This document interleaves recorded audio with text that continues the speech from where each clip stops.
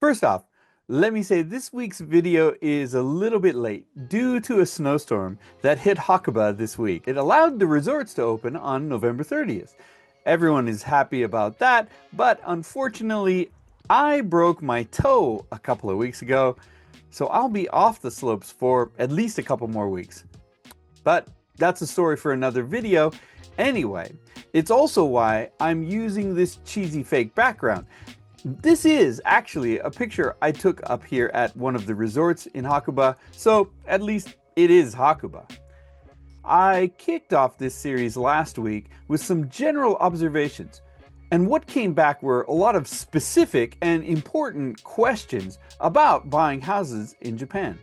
Questions like, how can these houses be found and how much are they? Can foreigners buy them? Should foreigners buy them? What do you need to know to buy, and how can you get an agent? The list goes on, and all of these questions deserve detailed and thoughtful answers, I thought. So first off, I'll spend the next few episodes giving some answers to those questions based, of course, on my own experience. And do keep those questions coming. I'll keep trying to answer them. This week, I'll talk about where to find these houses. It may not be a surprise that people are really excited about the Japanese real estate market, and there's a lot of room for buyers right now. In fact, I would say Japan is about the most buyer-friendly market you could imagine. But what's good for buyers is usually not good for sellers. So, if you are interested in purchasing a house, remember that it probably should be a house that you plan to use somehow. In short, don't buy Japanese houses as investments. You'll fare much better on Wall Street, and that's saying something. Wall Street looks pretty risky at the moment. But if you're looking for a place to live, or vacation, or even if you're looking for some kind of income property, and you have a good business plan, a Japanese house might be perfect. This week, let's talk about where to find these houses and a little bit of how much they may cost.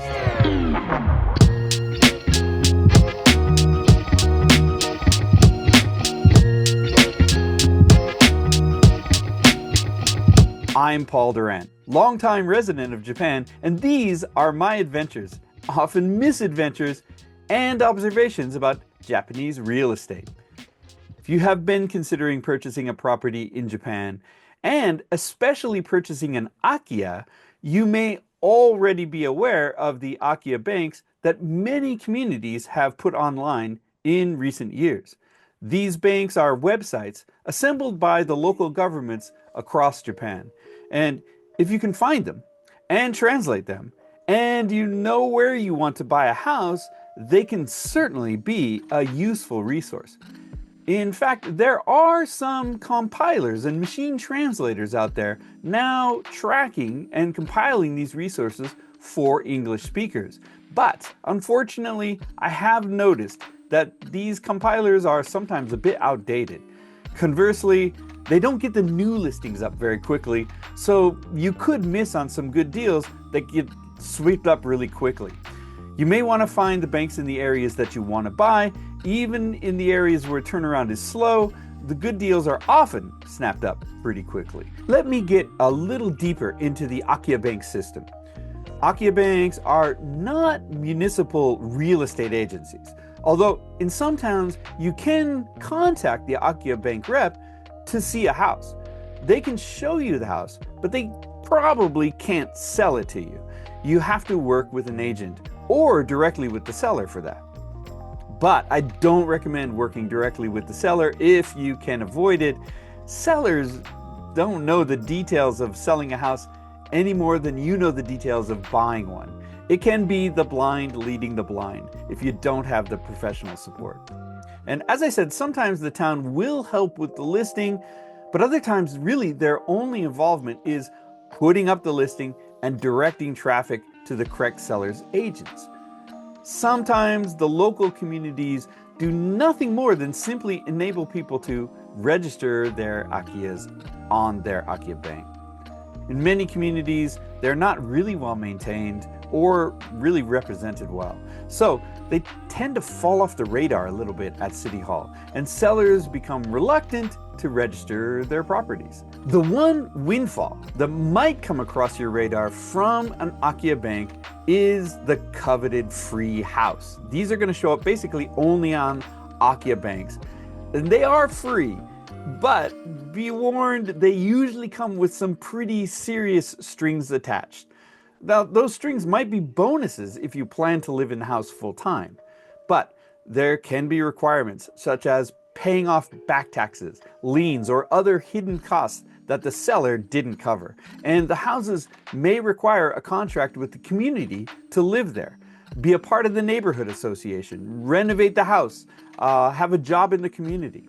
Also, a lot of Akiyas are on lands that are difficult to sell. These could be lands that have no public access or cannot be rebuilt on.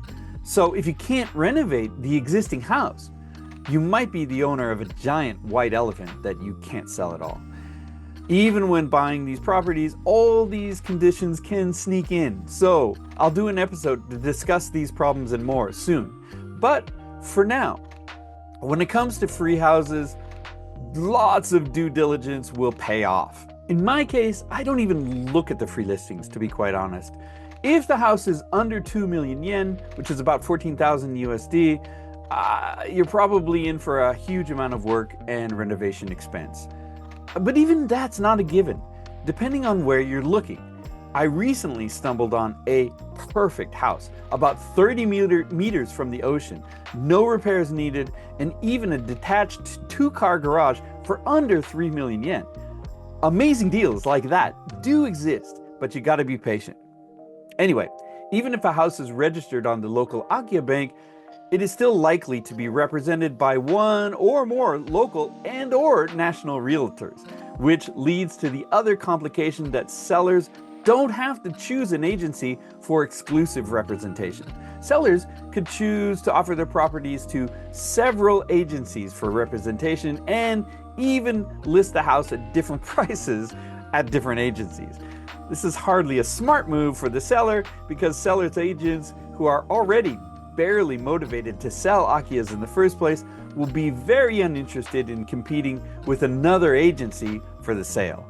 This means that often the house is even more ignored by all the agents, and no one aggressively attempts to sell it.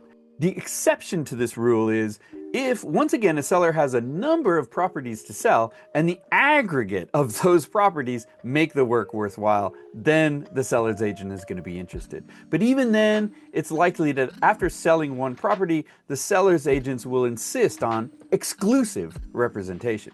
So getting information through an Akiya Bank is very, very secondhand. In fact, several times I've found an interesting property on an Akiya Bank, called the representative agent that was listed, and they had no idea that they were even representing that house. It's honestly true. I should also point out that there's no requirement that a town have an Akiya Bank, and many towns don't. So if you're looking for a certain area, it might be wise to identify and assemble the Akiya Banks available in that area yourself, so that you know how much and the quality of the information that you're getting through those Akiya Banks. In addition to the Akiya Banks throughout the country, there are, of course, individual agency websites, and it's a good idea to search for all of the local real estate agencies you can identify in the area that you're targeting. There are a number of small local real estate agencies in most areas, and there's also a good chance that houses are not listed on the Akiya Banks, but they will be on these small agency websites. Remember that the owner of an Akiya must register it as an Akiya. If they don't register it and they simply go to a local real estate agent, that agent is also not likely to have it registered on the Akiya Bank, so it'll never appear on the Akiya Bank. A third resource are the several property compiling clearinghouse websites that exist throughout Japan.